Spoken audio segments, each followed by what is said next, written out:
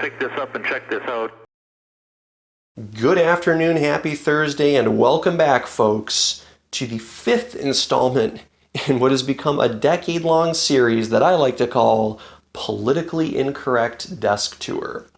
This is a series that, I'll tell you this, I was originally going to recap the first 8 years of this in this monologue here, but as I started outlining it, I got to about a page and a half and I realized that it would eat up probably half the runtime of the video. So for the benefit of everybody's time, and because I know that my time is valuable, so I want to respect yours as well, while I'm delivering this monologue, I will simply overlay clips of those first 4 episodes. So if you want a proper recap, and you want to do a little bit of time travel back to the year 2015 and beyond, I would strongly recommend that you check out the first 4 installments.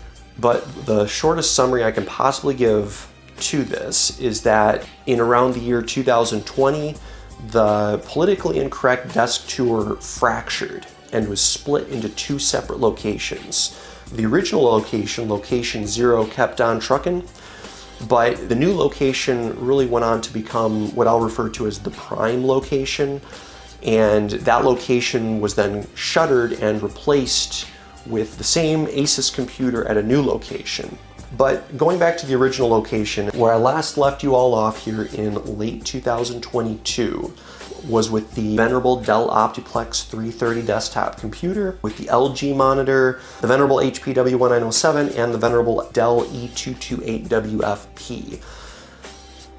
I was given the opportunity, and I might have even alluded to this in the previous episode, to replace that computer with a new to me, but still very much used, Apple iMac all-in-one. And unfortunately, that particular computer suffered some technical issues that in the beginning I couldn't figure out, but rather embarrassingly later on, I was able to. So in between, when it became apparent that the iMac was not going to be able to run stable for the long term, I pseudo replaced it with the circa 2012 MacBook Pro, which was a unique computer because it was the only computer I had at the time that could do 4 monitors, so I thought it would be perfect for this particular setup. And it was, to an extent. The MacBook Pro was paired up with the venerable Dell E228WFP and a matching 19-inch Dell monitor, as well as I believe the 27-inch LG. And then, once I was ultimately able to repair the iMac, which, spoiler alert, was actually just a defective memory module, a repair that I'm kicking myself for not having been able to figure out earlier, but I guess better late than never. The iMac made its triumphant return to this desk with the LG monitor and the Dell E228WFP. Sadly, this would go on to be the end of the line for the HP W1907 monitor, which I had owned since probably 2012, give or take a couple years. So we bid it a fond farewell for its what was probably a good solid 10 years of service.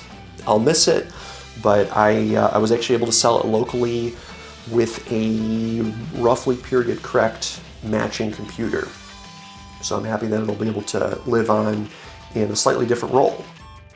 Apart from that, not a whole lot on this desk changed. I did have a matching white and aluminum Apple keyboard and Apple mouse that went with the iMac, and don't worry, we're going to get into excruciating detail here on the iMac in a little bit, but I just want to set the table at least for what was going on that desk at that time.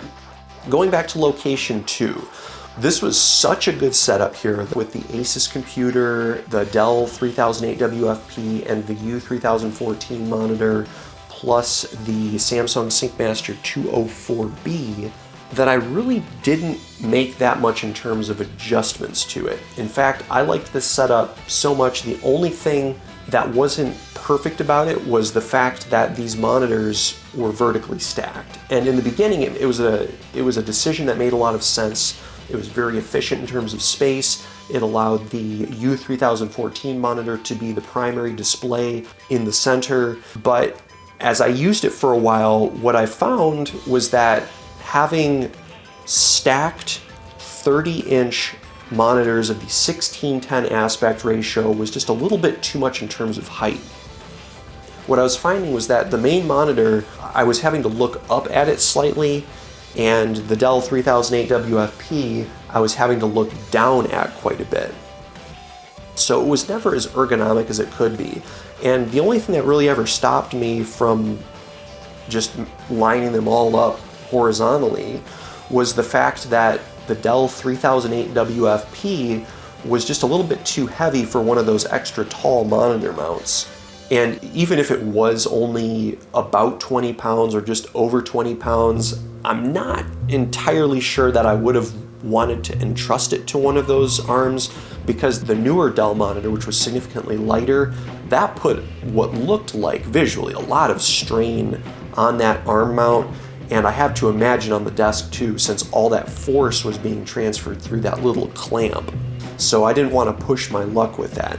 But I did come to a breakthrough here when I discovered a relatively stout board that I could set on top of the two speakers that would allow me to put the Dell 3008 WFP on top of, and then simply pivot the U3014 on its arm mount to the right of it. This worked pretty well. In fact, it worked remarkably well. I was able to finally get all three monitors perfectly in line with one another, and it was not only a good looking setup, but a very ergonomical setup. All the ergonomical problems that were caused by having vertically stacked monitors obviously went away. The one and only disadvantage of this setup, aside from having to find a new spot to position the webcam, and that the monitor was now sitting directly in front of the wireless access point, was that the U3014 was no longer the primary screen. And the reason why I was kind of holding out on finding a better solution to this was because the U3014 was a much better calibrated monitor than the Dell 3008 WFP. But I was ultimately at least able to get the white balance almost perfectly matched, and I made the executive decision that it was close enough, and because the monitors were the same size and the same resolution, the 3008 WFP was sufficient to be a primary monitor. Now, one quirk of doing it this way, aside from the calibration, is that the Dell 3008 WFP, this is just kind of a fun fact about it, is easily the slowest monitor that I've ever owned. Not in terms of response time, but in terms of the amount of time that it takes to wake up. For example, if the computer is on but it has timed out and stopped outputting video to the monitors, virtually all modern monitors, when they stop receiving input, will go into a power saving mode where the actual backlights shut off. So even though the monitor's on, to be energy whatever certified, it has to consume less than 2 watts in standby, which it's obviously not going to be doing with the backlights on. So when one of these monitors starts receiving signal again, it'll wake up and turn on the backlights and start displaying. And various different monitors have various different periods of lag between receiving the signal and actually showing you something on the screen again. This monitor is the single slowest monitor. I think it takes a solid 5 seconds from when it receives a signal to when it starts actually displaying something. And that was in a pretty stark contrast to the Dell U3014. Apparently they must have realized that whatever chipset or software or strategy that they were using to make that logic work was way too sluggish, and they sped it up significantly. But anytime I would come back to the machine, move the mouse and have to log in or unlock the machine, there would just be this period of uncertainty. So eventually what I found was I knew that moving the mouse would wake it up, hitting the space bar on the keyboard would get rid of the time and date screen, and from there it would be asking for my password. So I would walk up to the computer, move the mouse, hit the space bar, enter my password, and then press return, and I would actually have the machine woke up and unlocked before the monitor even started displaying video. And if I was really fast about it, I would have all that done and still be standing there like Sonic the Hedgehog, tapping my foot on the floor, giving it the stink eye, waiting for a couple seconds for it to actually wake back up. So at the end of the day, a very minor quibble in the grand scheme of things, but one that was just kind of a funny quirk of that monitor. And then the next year, going back to location 0, as I'll refer to it here going forward, there wasn't a whole lot in the way of changes here. The same iMac remained, but I did finally retire the venerable Dell E228WFP 22-inch LCD monitor in favor of something a little bit different here. This is the first time that any of you have seen this on the channel. It's a fairly recent acquisition for me. The 30-inch Apple Cinema display. This is a monitor that, unlike the other 30-inch displays, needs quite a bit of introduction. This is a 2560 by 1600 display, stop me if you've heard this one before, of similar vintage to the Dell 3008 WFP, and in fact might even be a little bit older than the 3008 WFP, although I believe it has a very similar LG panel in it. This monitor, this is a very, very unique monitor, so I'm going to spend some time on this. Not only in terms of appearance, because it has this really sleek, cool aluminum case that resembles the other high-end Apple equipment of the era. Think the Power Mac G5. Very good looking monitor case, pretty good panel. In terms of connectivity, all the cabling is in a permanently attached umbilical that splits out and gives all the connectivity further down. It's supposed to, I think, look maybe a little bit neater, and perhaps it does, although it can create logistical problems because those cables break off pretty far down the line. Even though it's a long cable set, they don't break out until almost the end of the cable, which is rather unhelpful. Anyway, in terms of connectivity, it does have a built-in USB hub, it does have built-in 1394, but apart from that, very, very Spartan. This is probably the most basic monitor in terms of feature set that I have ever owned. On the right side, there's a power button, and of course it's a fancy touch button because Steve Jobs didn't like buttons. And then there's a brightness control, and there's nothing else. There are no other buttons. Get this, there is no on-screen display or configuration for this monitor at all whatsoever. Now, the silver lining to that is it's okay, because the contrast, the sharpness, the calibration, they're all pretty good. The one thing that's not is the white balance. And maybe the white balance was okay when the monitor was brand new, but here we are probably a good solid 15 years later, and it has yellowed a little bit. Not unreasonably so, but enough that it doesn't match the other screens. And because there's no on-screen display and no way to control that, I can't adjust the white balance to compensate for it. If the Dell 3008 WFP had that same quirk, that thing would be completely useless because the white balance on it has drifted dramatically over the years. But because I'm able to at least compensate for that on the monitor itself, it still actually looks pretty good. But this thing, when it gets too far off, I guess maybe I can counter calibrate it with the computer somehow. I've never really looked into that. I think it's possible. I think Windows has some kind of built-in calibration routine, but as it stands, that's just one of those things that's really weird about this monitor. The other thing that's not really weird about it, but more of a quirk of the time that it was manufactured, is the one and only video input that it has is DVI, and not just any DVI, but dual link DVI. This is kind of an oddity of the mid to late 2000s because you had monitors that were higher than 1920 by 1200 in resolution, but you didn't quite yet have DisplayPort, or maybe Apple just didn't want to use DisplayPort. Whatever the reason was, apart from DisplayPort, HDMI did exist in those years, but it didn't support resolutions higher than 1920 by 1200.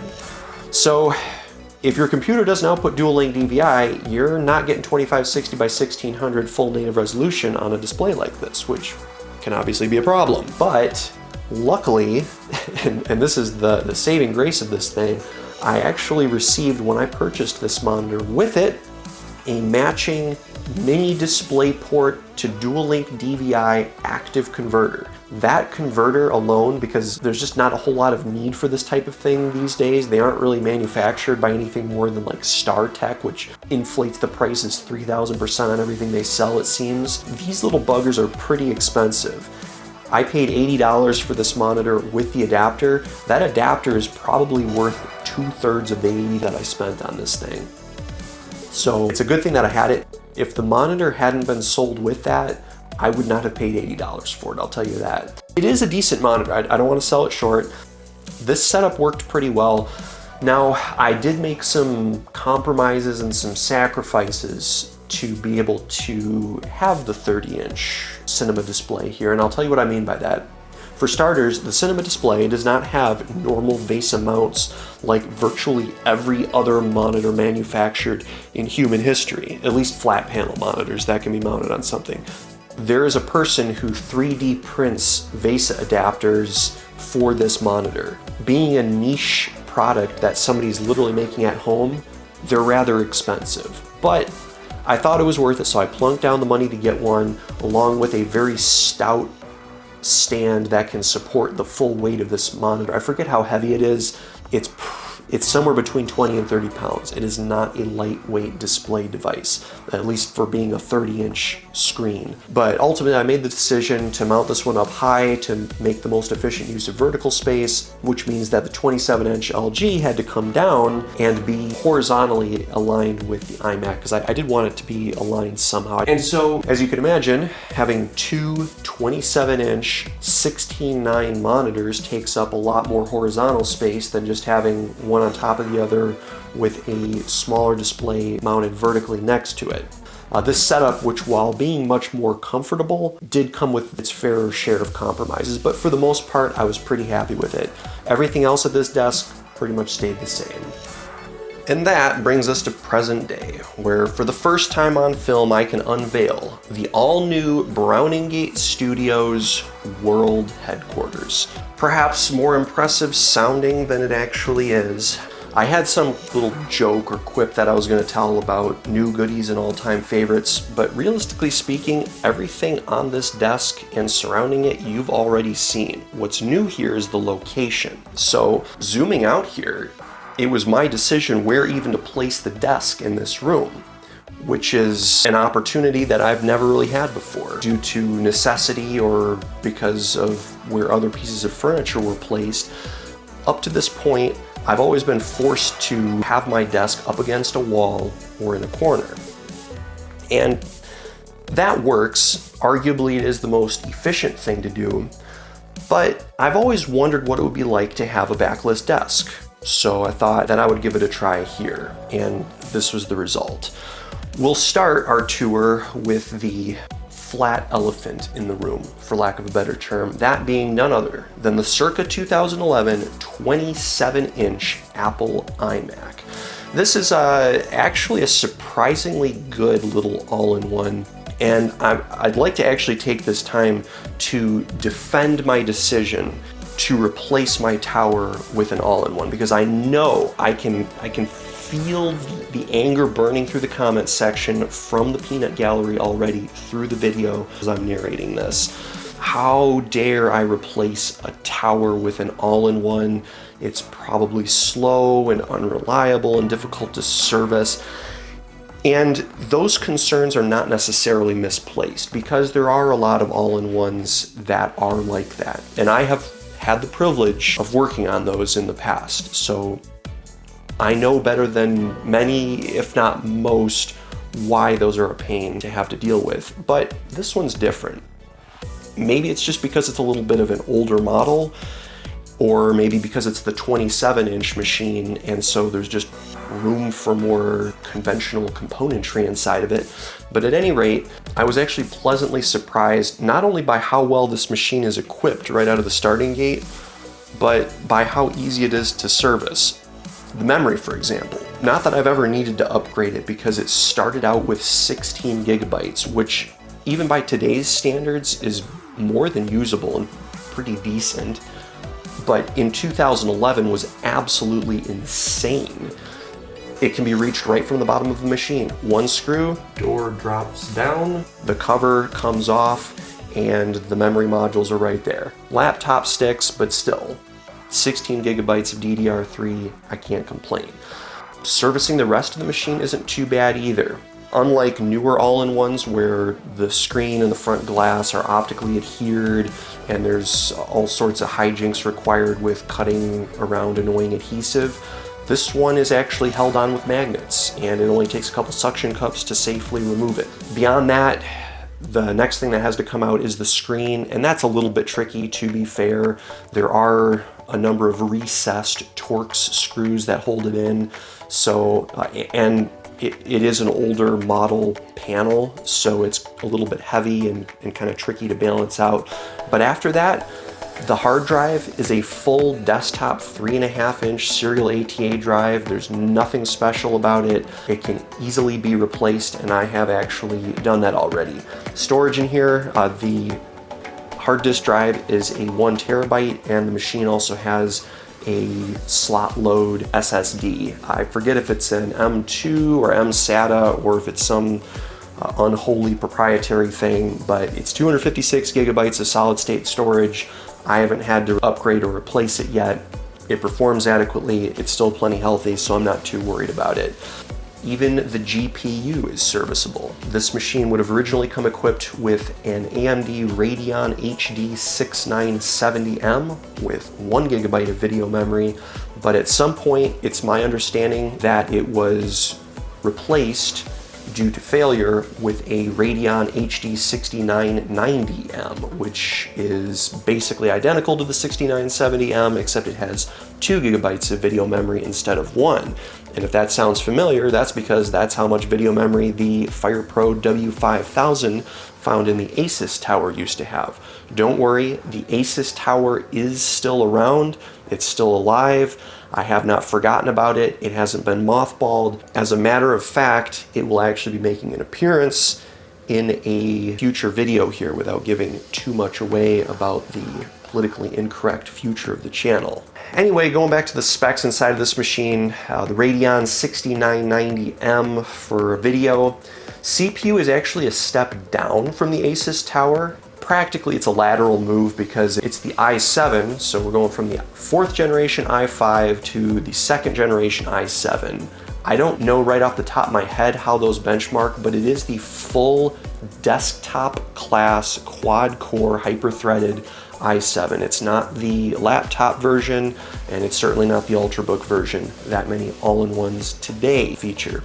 I don't think it's socketed, so it can't be upgraded necessarily, or at least not upgraded easily, but because this was pretty much the top of the line, that would have worked with that chipset anyway. There's not really anything to upgrade to, so I'm not really all that concerned about it not being easily replaceable.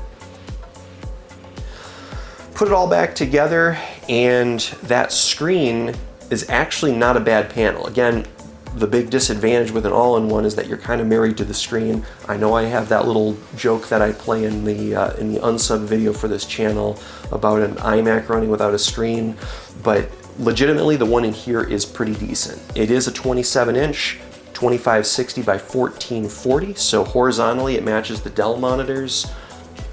Not quite as tall, but we'll cut it some slack because it does have a webcam and a microphone built in, which saves me another thing from having to be plugged into the machine. In fact, the whole point of putting the all-in-one here was for purposes of space savings, and I'm pleased to report that it did actually help achieve that goal. In fact, let's take a look at it here. Before, there was a time when the computer, the UPS, and the sound system were all not on the desk, which made having a standing desk a little bit tricky. But it was my goal here, especially having a backless desk, to be able to have all the stuff not sitting on the floor, not sitting on a shelf next to the desk, but all be on the desk. And the proof is in the pudding here. As you can see, there are only 2 cables, power and Ethernet, coming off of this whole setup, all neatly cable managed. With this much cabling, this many monitors, and a sound system this bulky, that is a thing that is easier said than done, but over the years I would like to think that I've gotten a little bit better at doing the cable management. While we're back here, most of this stuff I believe you've already seen in previous desk tour videos, so I'm not going to languish on them for too long. We've got a nice fixed USB hub going into the iMac, and apart from that, this thing actually has pretty good connectivity. You'll notice gigabit Ethernet, all the 1394 ports that I don't really use because I don't have any 1394 peripherals. It does have two DisplayPort outputs by which it's able to run the two 30-inch Dell monitors. Unfortunately, this was a computer from just a year or two before Apple started including USB 3 on their all-in-ones, so we are limited by USB 2.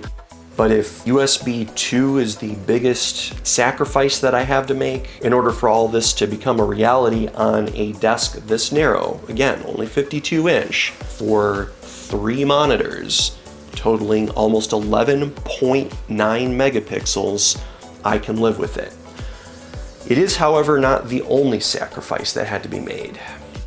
You'll notice that there are a different mouse and keyboard here than there were before, replacing what were arguably some of my favorite mice and keyboards. The NMB had to go because this iMac does not have PS2 functionality, and I couldn't be bothered to get a PS2 to USB adapter. Also, you may have noticed that this is the matching keyboard that came with this computer, and it's actually not a bad keyboard. Key travel, as you can tell from looking at how thin it is, isn't the best, but it's usable. I'm reasonably accurate on it, and it also has multimedia keys, which is awesome. There's a little bit of Apple weirdness as far as the layout is concerned, but overall it's pretty usable. I'm fairly happy with it. As far as what happens to the mouse, well, I'll tell you. The IBM mouse that was here before, which I really liked because that was probably one of the best tracking mice that I've ever used in my life, if not the best, and also one with some of the best switch feedback. The scroll wheel on it, for lack of a better term, imploded. So for now it's benched. I hope to be able to get it repaired at some point, maybe with plastic bonding adhesive or something, but if not, it's not the end of the world, because what I have here in the meantime is the Microsoft 4000 series wireless mouse. I actually got this when I purchased the Surface Pro 3, and I ended up keeping it because it's a pretty nice mouse. Ergonomically, it's pretty good. The key switches are fantastic. If there's one mouse I have that has better key switches than the IBM, it's this one. The scroll wheel is also really good on here. And on top of that, it has horizontal scrolling, which is a nice plus. The IBM mouse did not have that. Where this one suffers, however, is in tracking. The tracking is pretty good. I would give it, if the IBM mouse was a 10 out of 10 or an 11 out of 10, best ever, this thing's an 8 out of 10 or a 9 out of 10. And the reason for that is in using it, my accuracy suffers slightly. For starters, it's very sensitive. It's very jumpy. In fact, this is probably the only mouse or pointing device period that I've ever used where I actually had to turn the sensitivity down below the center point. One click below center point is where I found the sweet spot is for it. But even with having done that, sometimes I overshoot and sometimes I undershoot targets with it. It's doing something with the acceleration curve internally, and it's very subtle. It's not like the Logitech MX Revolution that I had in years past. That was a mouse that was really nice. It looked good, it felt great, it was very ergonomical, but I couldn't be accurate with it to save my life because it was doing something with the acceleration, trying to be cute in some way, and it just completely ruined the experience. The best thing really with technology in general, whether we're talking about a display device or we're talking about pointers or anything at all, it just needs to get out of the way and stop trying to do funny stuff that somebody felt enhanced the experience in some way or made up for lackings or losses in the source material. I don't need peripherals to do that. Speaking of monitors, the display on the iMac is pretty good. You know already my opinion on the Dell 3014 and the 3008 WFP, but I'll recap them for you. The 3014, very good out-of-box calibration. It's got some quirks as far as motion is concerned, but they're gettable, passable, for lack of a better term. Brightness and efficiency, awesome on that monitor. The panel does have a few small defects on it, but that was more down to, I believe, mishandling and shipping damage than the manufacturer of the monitor itself. No image retention on that one. 3008 WFP, also pretty good. Calibration out of box on that one, pretty awful, but there's no image retention. Brightness is decent, efficiency, not that awesome. That monitor probably pulls about twice as many watts as the newer one to produce the same amount of brightness. Still a pretty decent monitor though. The one built into the iMac though, that's what I want to focus on. That's a pretty good display. That's a pretty good monitor. Brightness is good. It actually has built into the computer a ambient brightness adjustment feature so that it can, just like with a laptop, it can use the computer's built-in brightness sensor and adjust the brightness of the display accordingly, which normally I'm a pretty big fan of, but because the other monitors don't have that, then it's the only one getting brighter and dimmer based on ambient light levels, so I have that feature turned off, but the machine does have it. Accuracy is pretty good, color temperature is pretty good, which is good because there's no place to make adjustments to it anywhere. As we round out the tour here, I would like to take this time to announce, for the first time ever, I haven't talked much about the Asus wireless router that is sitting on top of the sound system here for a reason, and that is because that's going to be talked about in its own video. Politically incorrect home network is forthcoming. No, that is not a joke, and yes, it is going to be awesome. So that's why I've basically danced around this box. That's the other elephant in the wireless elephant in the room, as it were. But lots of good stuff here still to come on the channel. Politically incorrect home network will be a thing, and this one will be a doozy. Politically incorrect home theater also makes its triumphant return here. I'm hoping to get both of those done this year. I don't know if I will be able to accomplish that goal, but with the help of this very computer being my new primary editing station, I can assure you that I will be doing my absolute best as fast as I can to accomplish that. I can assure you, you will not want to miss it. I'm Browningate, signing off. Thanks so much for watching.